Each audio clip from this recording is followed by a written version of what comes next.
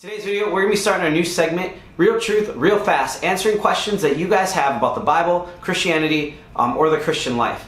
In today's question, we're going to be tackling the question of Genesis 1. Do we take it as real? Can we trust it? We have 3 minutes to do it. Hope you stick around to find out.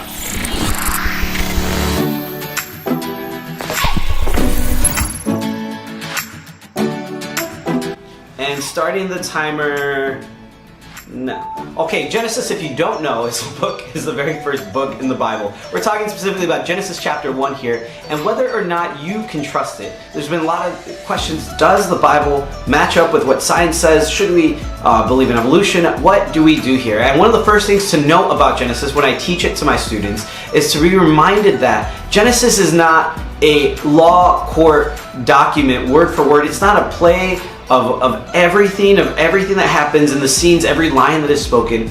Rather, Genesis is a highlight of creation. We have to keep into perspective what Genesis is trying to do. And Genesis is giving us the creation story, the beginning of how life came to be. It's not going into every single detail of what God did and where every tree he planted or even every conversation that he had with Adam. Instead, what we get is a highlight reel. We are getting the massive, major beats of the story here that help us to understand and see what the gist of the story was. That is the important part. Secondly, on whether or not we can trust it, it goes back to the question, I love the C.S. Lewis question of, who do you think of Jesus Christ as? It's weird that we jump so far ahead to Jesus, but that's what we're going to do.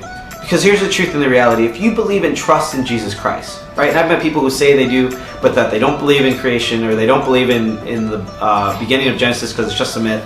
But if you look at God's Word itself, we see that Jesus over 54 times references the Torah, which is the Old Testament writings. He believed that the Torah was inspired by God, that it was inerrant, that it was literal history, that he saw that it had theological authority. He believed that Adam and Eve were real people that existed and were deceived in the beginning of creation. He believed that Abel, who later on in chapter 4 gets slain by Cain, was really lived and died. He believed that Satan has been deceiving since the beginning of mankind. There are so many ways that he identifies with all of the early writings of the Torah, that for us to reject any notion that Genesis in and of itself is just a book collected of myths and that have been passed down from generation to generation by Jewish people is then to totally go, well, then Christ didn't know what he was talking about.